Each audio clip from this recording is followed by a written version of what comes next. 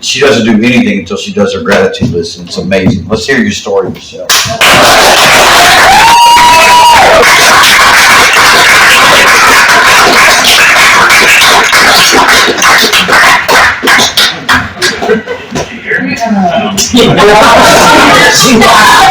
She flew back to New York. Hi everybody, I'm Michele. Congratulations, you guys! Like it's such a joy. And I didn't know. I didn't know you were getting a chip the other night. 1 year the other night. It was cool. So I'm sitting at home. I think I was doing my gratitude list, and I get a phone call from Anthony saying, she needs a speaker, and they've asked everybody, and nobody can do it. So, but your name popped up. Can you do it? So you get me. Yeah. Yeah. So, but no, I have been taught that when AA asks, I say yes, and that has saved my ass a number of times. But so my sobriety date is December 8th, 2014. Nice. Yeah, and December 7th was painful. So I'll go through the, what it was like, what happened, what it's like now. I was the youngest of 6 in a little town, and when I say New York, I'm talking about upstate. Mm-hmm. Everybody thinks it's a city. No, it was like a little town on the lake. Everybody knew everybody's business, and I was young, and it was in the 60s, right? So I'm the youngest of 6 in the 60s when all the craziness was going on. My father's an alcoholic. My grandfather, it runs like wildfire in my family, alcoholism. And although I identify as an alcoholic, that's not to say that my disease does not manifest itself in a myriad of different ways, because it does. But anyway, so I don't have a lot of childhood memories, but I remember that there was always chaos going on, and I developed the skill of disappearing. I was terrified of everything. I didn't belong on a planet, let alone, I didn't belong here. I was misplaced, It was a very scary, everything was scary. I had a screaming dad. You never knew if he was going to come home happy, which meant he was drunk, or screaming, which meant he needed to get drunk, and my older siblings were doing all their shit. So there was chaos, a lot of chaos. It was not a pretty environment, and I was a little tiny kid, and I would hide in cupboards and closets, and that's what I remember from my childhood, was hiding in cupboards, closets, behind the bathroom, thinking I'm hiding behind the bathroom shower curtain, and wherever I could until I got too big, and that just goes on. But I discovered this the last couple of years after going through the steps, that when I was a kid and things just felt horrible in the house, and I would say, "Mommy, what's going on? What's happening?" And she'd say, "Everything's okay." So, and I think at that, because she's my mother, right? She was my higher power. When you're a kid, your mother's your higher power. And I think that's when I started to turn off my intuition. I mean, I believe we're all born with it, right? A knowing, a sensing. But if my mom is telling me that there's no shit show going on, there's no horrible thing going on, I must be wrong, because I can feel it. And I just was scared all the time of everything. And 11 years old was pivotal for me. It was a real pivotal year. I don't know about any of you, but I came from a household of, we don't talk about stuff outside. We don't talk about stuff inside the house, but we certainly don't talk about it outside the house. You know, we want to put on that pretty face. It was real important for my parents to look good. To the church. We went to church. Yeah, that was a riot. We went to church. I used to go on Ash Wednesday. I used to go with my friends, whatever. We'd go and smoke our cigarettes, take the cigarette ashes and smear it all over the floor. I went to church.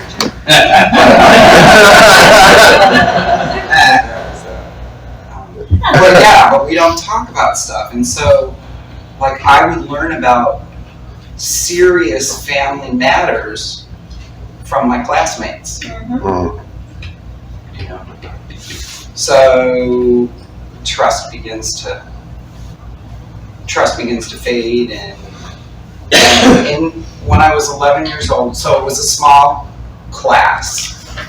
There was like 30 kids or something like that. Half of us were girls. We all hung out. That's the way it was in my town, right? You know, it wasn't.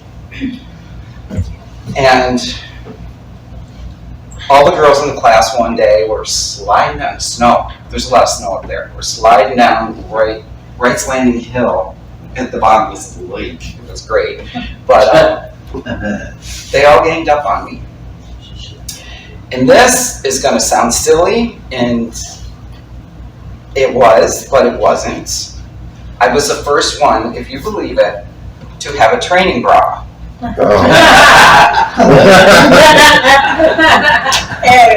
And what a gang of girls this was. They just were like, they gave me such shit about that, and it was horrible. And I remember running home, 4 blocks to cry to my mom, and she was too busy. She was not available. And she made light of it. And as I was thinking about this story, sometimes we minimize other people's, like, oh, it's not as bad as such and such. Or the thing that you're losing your shit about, it's not as bad a deal as, well, to minimize somebody's pain is really, I have to remember not to do that. Because what happened for me there was that all of a sudden I'm alone in the world. My siblings are all older. They don't want it. Half of them are moved out, pregnant, doing whatever they're doing, in jail, run away, whatever. And can't trust my mom. And all my friends are, backstabbing, skin slashing assholes. So I was alone. And just old enough to get up into the cabinet. My parents had this cabinet up. It was an upper cabinet where all the liquor was. And they had everything in there. I mean, like a loaded liquor cabinet. But I also had older siblings, so my dad marked the bottles, and I knew this. So I got a peanut butter jar, and I took just a little bit of vodka, a little bit of gin, a little bit of scotch, I filled that freaking peanut butter jar up, covered it up, I took it out, and went to some bushes and drank it down, and I still remember how that felt. It was like, it tasted like shit. The warmth, and the power, and all of a sudden I belonged in the world, and I was as good as any of you. I was just, and I was taller, smarter, funnier, and faster, whatever. Unfortunately, I went to one of those little church bazaars, and I got on the swings, and the guy wouldn't let me off, and he swung me around. I got out that thing, and I puked everywhere. But I wanted to do it again. I wanted to do it again. I had found something.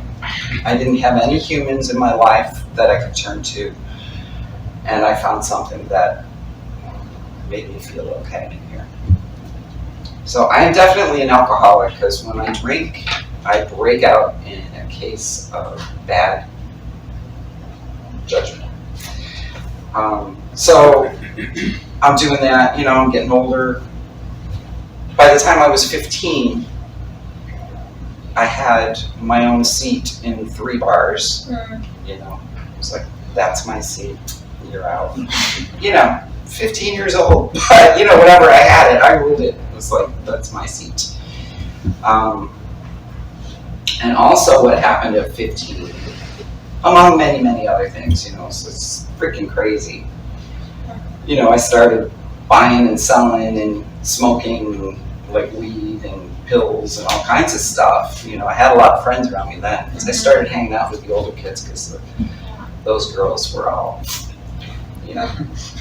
And, you know, and it's funny that I still periodically have to work on that resentment, you know, because it was such a big deal. But when I was 15, coming home from a bar, walking across the bridge in Oswego, I was abducted and molested. And when I made it home, I was taken by my dad and made to stand in front of the mirror and look at myself. Just look at yourself. It was my fault. So, well, I'm a fuck up, right? I'm a fuck up. I can't do anything right. Nobody likes me. Nobody really wants me around. I'm a burden, so I may as well just do whatever the hell I want. One thing was, though, I was terrified to get pregnant because my older sisters had, and I saw what happened to that. And, so that was one thing I wasn't going to do, and I didn't. So all that to say that, you know, I mean, we suffer. It says in the book, we suffer from 100 forms of self. And I had never connected with that higher power, that God, or what, the guy in the chair with the white hair. I had never developed a relationship. That wasn't taught to us. You fear the God, you know. Don't be picking your nose because you're going to go to hell. Yeah. You know, whatever. So, you know, I really felt like I had this something just waiting for me to fuck up all the time. And so I didn't have a higher power, even though I tried, and I just felt really empty in me. And, you know, I would get with different groups of kids, and I never ever felt like, I always felt like they're tolerating me, you know, or people invite me places because they're being kind to whatever. This went on for years and years and years. Well, one friend that I did have was my older sister Denise. She was about 5 years older than me, and she was sick, and she lived near us. She kind of got apartments living near us so that we could help her out because she was real sick, and she was my best friend, and then she died. So, so my infantile brain or sick, twisted brain interpreted that as like, well, you know, everybody's just going to leave, you know, abandonment issues and all that. And after she left and I was going wild in the bars and it's just like, whatever, I met Bill. He was this older man from the big city of Syracuse. He was 10 years older than me. Looking back at it, like, what the hell are you doing? Dude, yeah, I'm 19 years old. He's 29, right? I did go through a period of calling him a pedophile, but, you know. But on our first date, what we did, he drank scotch, I drank bourbon, and we snorted a shitload of cocaine, and I fell in love. That's the recipe. This is my ticket. Yeah, I fell in love. And he was worldly because he had been to Europe. Yeah. So I moved in with him, like, immediately. Yeah. Immediately. Moved in with him up in Syracuse, in the big city of Syracuse. And, you know, and I got a job and I started my whole career thing. And, but we didn't have kids. And we both had income, and for the next 10 years, we spent all our money on cocaine and booze. And, you know, I did so much cocaine that I went to the doctor one time because I had these weird spots under here. And what it was I was clenching my teeth so hard that the blood was pooling underneath.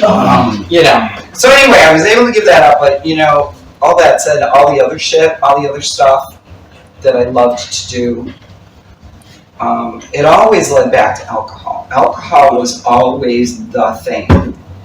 The constant in my life, the one thing in my life that I could count on. I could count on it. You know, during whatever, the good stuff, the bad stuff. But between the booze and the drugs and the very controlling, domineering man in my life, little by little, I had no friends left anymore of the friends that I had made. I was little by little isolated from my family, and I was just miserable. And I remember one time we were walking down it was winter and it was snowy and we were probably blasted on something, and we went for a walk. And I told him I wanted to join the Peace Corps. Now remember, I was like 22 at the time. Would have been great. Should have just done it. And he, of course, didn't understand. What I was saying was, I have a big hole in my soul, and I got to do something about it. Well, no, that's not going to happen. Which reminds me of when I was a teenager, and the adults would say, this was the thing back then, I don't know if it's still done, but the adults would say, son, what are you going to do when you get out of school? Yeah. And what I wanted to do was to get a van, drive around the country, and go to Arizona. When I was 15, I had this, like, that's what I wanted to do. I didn't know how I was going to do it. Everyone I said that to said, what are you, nuts? You can't do that. So I proceeded to go down the whole path of, well, I'm expected to meet a guy, I'm expected to get a job, I'm expected to get married and do all of that. Didn't really have a motherly desire in me. But, so we're living like this, and, well, let's get married, it'll make things better. So we got married. The day I got married, I was blasted when we got married at noon or whatever it was. And we got married in our yard underneath a lilac tree, an old lilac tree. And after the wedding, that lilac tree broke. Oh, wow. Man. Oh, I don't see red flags anywhere. So we go on, and you know, it goes on and on, and like, okay, so we got married. Let's have a kid. That'll make it better, because it's not better yet. Let's build a house. That'll make it better. Let's have another kid. That'll make it better. Oh my God, it was just like, and I just kept getting more and more angry. And knowing now what I didn't know then was that I had no voice. I didn't know who I was. And I did not know how to be honest with myself, understand myself, or speak for myself. And man, did I get resentful. I got so resentful. Nothing was happening the way I wanted it to, because nobody was reading my fucking mind. And, yeah. So it was just pretty miserable. And during the years that I had 2 kids. Was only supposed to have 1, but whatever. And yeah, during those years, I had some time where I had stopped the drugs, stopped the drinking, and actually even quit smoking cigarettes. And man, they were the worst years of my life. I was a screaming shrew to my beautiful little children. And it just got worse and worse. And so I get this job in an ad agency. And my mother had died, another sister had died, my dog died, and Bill's saying, when is she gonna stop grieving? I'm like, fuck you. And so I get this job in an ad agency, and I'm a buyer. I have to buy a vendor, I have to deal with vendors and client, all this stuff, which means I have to go to lunches, and I have to do the parties, and this was in the 90s, so, the parties were fabulous. Open bar, whatever. And so I found alcohol again. And man, I was like, thank you, alcohol. Fuck you, Bill. I'm out of here. I left, and my kids were little. My son was 2. And what that did to him, both of them, it was just horrible. So anyway, I left, and all of a sudden I'm free because we had joint custody. So for half of the week, I'm a free woman, and I could live the way I want, which meant I could drink the way I want. Yeah. And look for the love that I never had the way I wanted. And I'd say to my kids, don't you want mommy to be happy? It got to the point, I would have blackouts and wake up wherever, but I remember waking up at home one time. I had no idea how I got there. There was coffee all over the kitchen floor. It's a Monday morning, and it's about 11 o'clock. And I called my boss, and I said, I'm not feeling so good. I don't think I'm coming in. And he said, yeah, I'm not surprised. He had brought me home. Ooh, Apparently, I tried to make coffee, and it just ended up all over the floor, but whatever.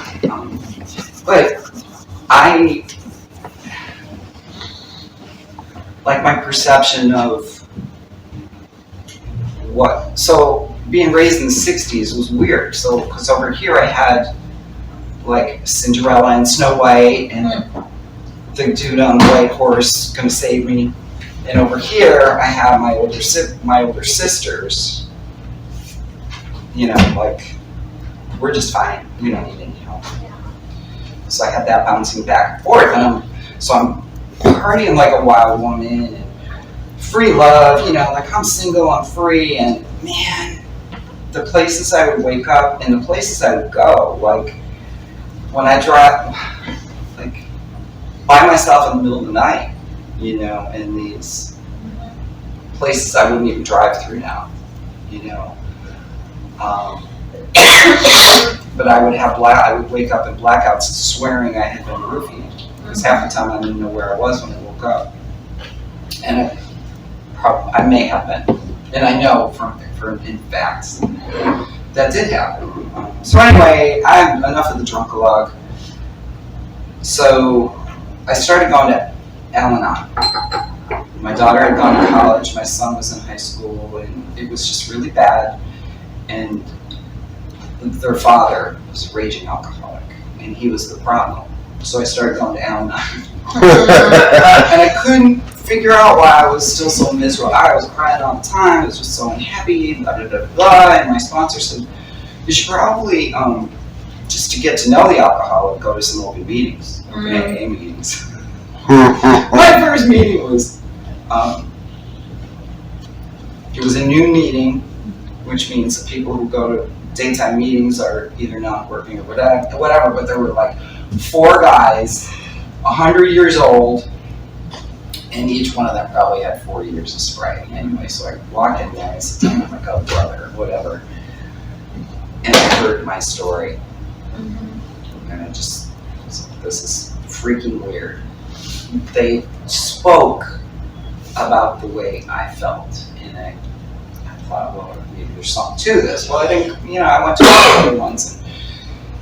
And I used to go to this Sunday brunch thing. I knew a lot of the musicians in town, and on Sundays, some friends of mine played at this brunch, and I wanted to go support my friends, and I'm only going to I called my sponsor and said, I'm going to brunch, I'm only going to have 1 drink, and because I got a lot of things to do, and I had 2 Bloody Marys. They were fabulous. Put on my coat to leave. Turned around to say goodbye. Spun on my heel. And 12 hours later, I had ended up on video. I had to put 70 miles on my car. Got out of my car at some place on Route 81, Route 11, went into the gas station and said, I don't know where I am, can you tell me where I am? And I remember the look on this person's face, like, you fucking nuts, you're this, right here. She told, I know, like, how did I get there in the first place? Why was I there? And this was not the worst drunk of my life, ever. This was not it. But when I woke up in the morning, and I sat up like I had done every day for the previous several years, like that, and I started getting some phone calls and I cannot live like this anymore. There have been times I just wanted to not be here. I wanted to die, but I have these 2 kids. I can't do that to my kids, but I did not want to wake up anymore, and I couldn't do that again. And I called my sponsor and said, maybe I should go to an AA meeting, and she said, maybe you should. And I went to that AA meeting. It was a Monday night. It was a full house. And I walked in, there was 1 seat left. Yeah, and I sat down and I said to this woman, I'm not sure I'm in the right place, and she just thought that was the funniest thing.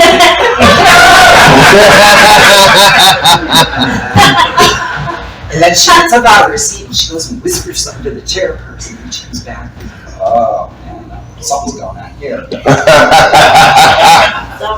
But it was a great meeting, and the thing I remember about that meeting was, you never have to feel this way again. And that's all I wanted. I did not want to feel the way I felt anymore. I couldn't do it anymore. I hated myself so badly. I had so much shame just for the shit that I've done, Mommy, when are you coming home at 3 o'clock in the morning? I can't sleep. I'll be there to get you to school on time, Who does that shit? Drives their kids to school drunk in the morning. Among many other things that I won't go into, because this is a mixed meeting, but you never have to feel this way again. I don't know what else I said. They all talked an awful lot, but that's what I heard. And the women gathered around me, and they all gave me their phone numbers, and it's like, okay, the meeting's over, and I'm heading to my car, and this crazy woman, she's running after me. Jesus, she's got this spiked hair, and she's talking real fast, and she come to the diner with us. And there's no way I was going to tell this woman no. Well, what happened for me there was,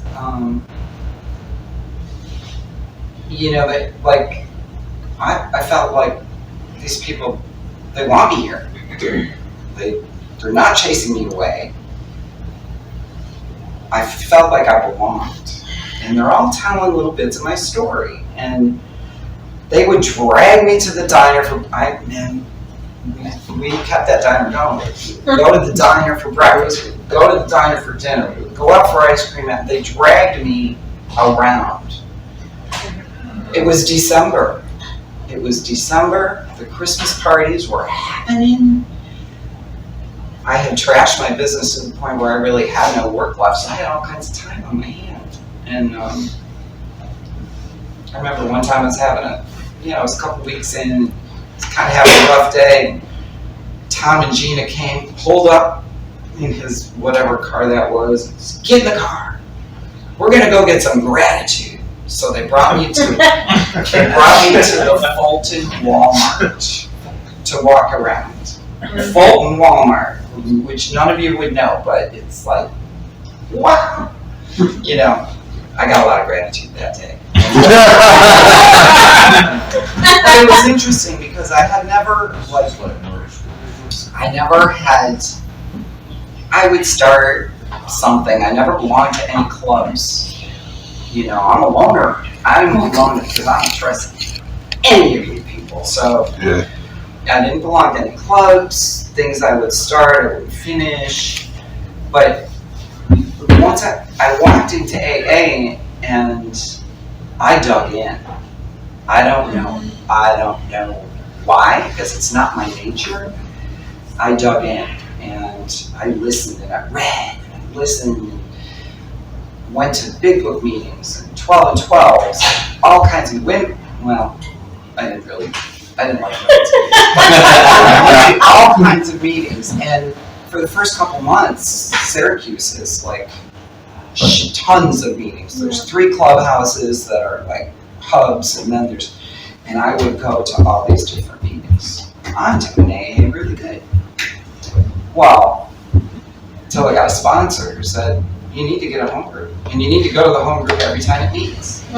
Yeah. Why? So people can get to know you. Yeah. So I did it.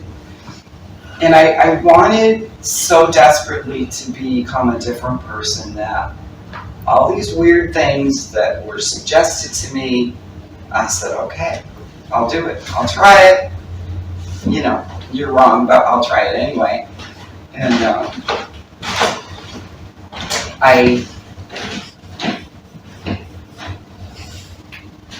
I don't know, the first step was kind of hard for me. I knew the second part of the first step was absolutely true. My life was unmanageable by me. Totally. Wasn't sure I was an alcoholic, you know, but the beauty of this program and, you know, sharing a little bit with people is, you know, when I'd say, I'm not so sure I belong here at 2 months, somebody would say, Michele, normal drinkers don't take a Ziploc bag of vodka to their belly to get into a concert. Or throw out some of my stories that I had shared with them. Normal drinkers. Normal drinkers wouldn't say, I wonder if I belong in AA. Right. It never would occur to them. So really, it wasn't until I got to step 4 that, which seems fucked up, but I got to step 4 that step 1, like, oh yeah, there is no question.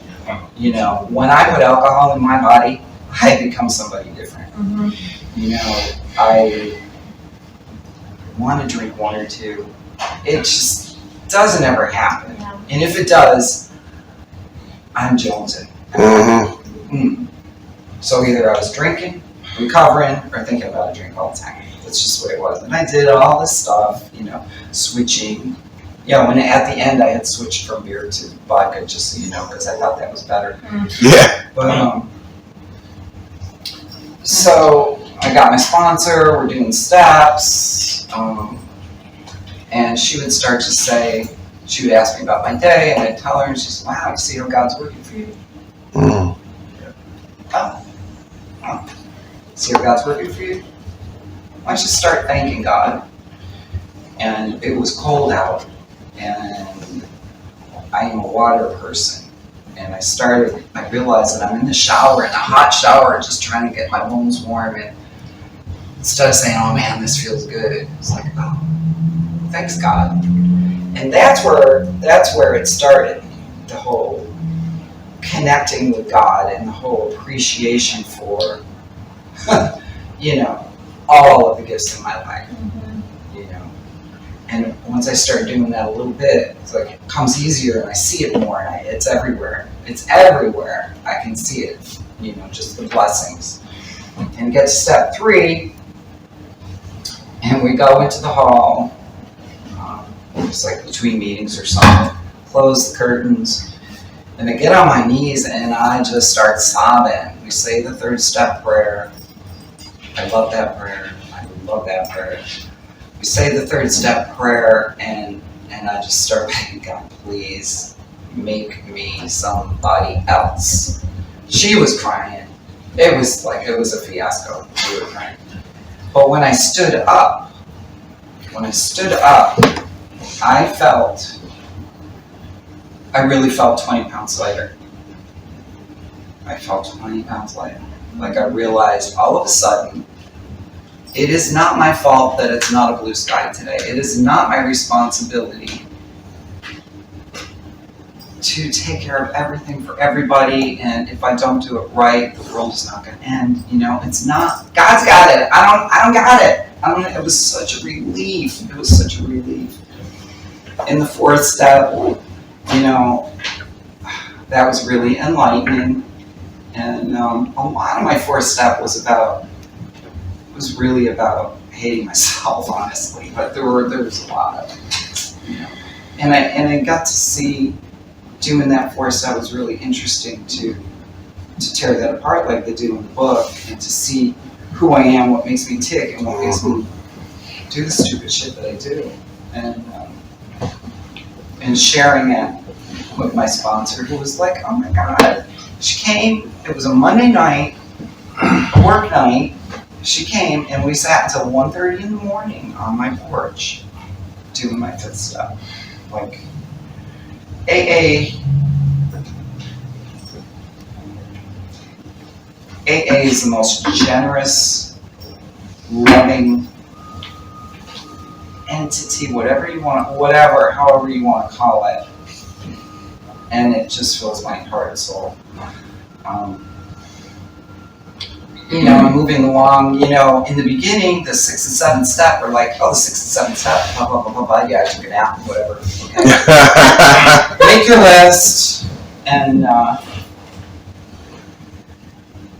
list, and be prepared. Be prepared to make amends. And that's been so freeing to do that. And a lot of the people on my list were dead. So I had to, you know, get creative, and, you know, I had some money to pay back, and I had some, you know, we all have stuff, right? I had to do all that. And but the biggest amends is the living amends. And my kids could see it before I even got to the 9th step. My son would say, no problem, Mom, go to a meeting. I'm good. There's brownie noodles in there. I'm good. And they, of course, they didn't like it when I went through that phase of, yay, everybody needs AA, you know, and oh God, and all that. They kind of were like, oh, whatever. She's sober. We can kind of maybe comment on her a little bit, and you know, she's not as fun as she used to be, but that's okay. And they appreciate it. So it's the living amends. And, you know, step 10 is, you know, 4 through 9 all wrapped up together. Yeah. And that, like, I didn't know I had been doing step 10 all that time, you know? And now I just kind of live in it. And, you know, step 11 is wonderful because I get, you know, I pray, and I get better, more connected, and then I feel disconnected, more connected, and my idea of God changes. But I know there is something there for me. You know, there is something bigger than me that makes the wind blow, right? And when the wind blows, I've learned to change with it. You know, it used to, like, change used to be easy, and I freak out, and now it's like, well, God's got it. I don't know where I'm going to be working. I don't know what's going to happen. You know, during recovery though, so I had about a year and a half in, I decided I had been a self-employed massage therapist, which is not really good for retirement. You know, I'm getting older, right? And going to go back to school. Got to go into the medical field because there's less age discrimination. And I ended up, I went back to school and got a bachelor's degree. And in order to do that, I had to not work at all for the second 2 years. And I made it through. You know, I was able to feed my kids, I was able to eat, I was able to do all that, and I got a degree. And I was the first one in the family to do that. It was like really cool and powerful. And right about the time I was graduating, my brother, my only brother, he had been sick with cancer for a couple of years. And during that time, I was in school with classes that are all over the place, so I was able to be with him and to get that connection with my brother that I never had. It was like we cleared out all the shit. We cleared everything up. And we just loved on each other. And it was such a gift of sobriety, because if I hadn't been sober, I wouldn't have been able to spend all that time with him. I'd have been drinking, pounding, doing all that shit.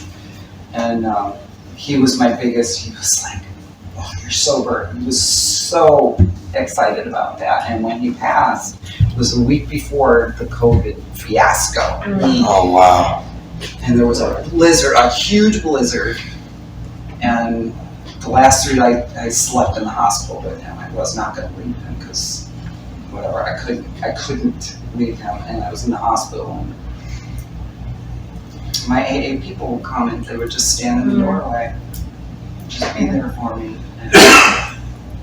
And I thought I was prepared for when he was going to die, but I wasn't. And the pain was so deep that I wanted a drink so badly. And I wanted to just say fuck it, like I had done with all the others.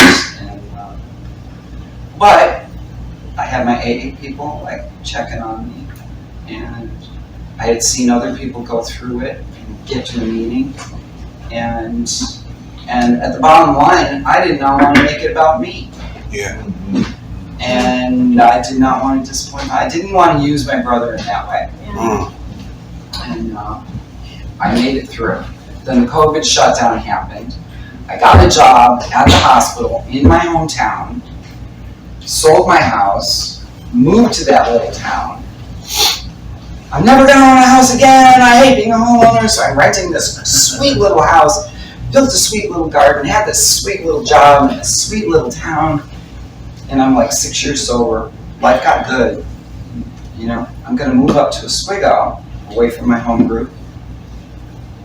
You sure you want to do that, Michelle? It's only 40 minutes away. I'll be up twice a week. I got some. Well, I started to drift from AA. Not too far. I mean, I was like still participating. I still had sponsees and whatnot, but they all, due to some crazy AA family circumstances, they all one by one. And I'm like, cool, you know. Because I'm a sick one, you know, we're sick, right? And then the vaccine mandates happened, and I know this is controversial, but this is my story, and I'm telling it. So the vaccine mandates started coming down for the healthcare workers, and I had a sweet little job, and I did not want that vaccine. I did not want that vaccine, and it got very stressful up there in that blue state of New York, and I was treated like the few of us that were, it was known that we were not going to do the vaccine, we were treated like murderers, we were treated like, you know, traitors, we were treated like dirt, you know, and I have my reasons for not wanting that. And the people in my life, you know, I'm not a stupid woman. At least respect my decision, my thinking, whatever. Anyway, I couldn't handle the stress anymore. Quit the job. Buy a camper, a little tiny little camper, and decide to, I'm going to go on an adventure. I'm going to go to travel ultrasound. And really, that's what I was telling myself and everybody around me, but a couple months into that whole thing, I like in the middle of nowhere, and I realized I had to run from that. I had to run from that, or I thought I had to run from that. And that was a 2-week meltdown. That was not pretty, and thank God I was like in the middle of nowhere. Couldn't get near any booths or anything like that. Didn't know where it was. And the whole point of this, and so I ended up, that was in Texas, I ended up in Arizona, spent a couple of months boondocking in the desert with no power, no water, just me and my cat. And I'm thinking, like, this is great, life is good. Get up in the morning, start a fire, go collect wood, bandage up myself, start a fire, go back to bed. And looking back at it, it got really dark because I was not involved in AA. I was not talking to anyone. No one knew where I was. If I died, no one would know where to look for me. And at a particularly dark point, I was going through, I don't know about any of you other women yet, when you change purses, you take the good stuff, you take the stuff you need out, and you leave all the shit that's in the bottom, right? So I was looking in this one bag, and this little wadded up piece of paper was in there, and I looked at it, and it was a name and phone number that a friend of a friend had given to someone to give to me. Someone from New York had moved to Apache Junction where I was. And there it was, right there. So I cased around and looked at it, and, whatever. And I called her. She said, I haven't lived in Apache Junction for 6 years. Call this woman. And so I called that woman, and she said, oh, well, it's so nice to hear from you, and I'd love to meet you in person, and I'm going to a women's meeting tomorrow. Would you like to go? Yeah. Oh, God. And fortunately, all that time I spent going to meetings, because I had nothing else to do in the beginning. When AA asks, you say yes. Mm-hmm. Now, I did drive myself, because I wanted an easy out. I smoke, so I'm going to drive myself. She knew. We laugh at it now. And those women, these women, changed my perception about women's groups. They welcomed me in and let me process the way I needed to process. And I learned that not all women are backstabbing, flesh-ripping, horrible human beings. And we're laughing at it, but that's the way it felt. So trust began to come back for me, a little bit. So those women saved my life, and they're like, when I think of my core AA, I think of that. I have no idea what time it is. That clock has not changed. How am I doing? 11:03. Huh? You're way over. You're good. It's a great story. Yeah. So, moral of the story, life gets good. Don't let the life that AA gave you, Michele, Yes. shit all over your AA life or something like that. AA saved my life, brought me to God, brought me back to God. Mm-hmm. And I can't repay AA enough. I'm so happy to be a part of AA and to have learned how to speak and how to be honest, how to speak and ask for what I need, and not be afraid to disappoint somebody, So I gotta be true to me. Anyway, thank you for tolerating me, and I love you guys.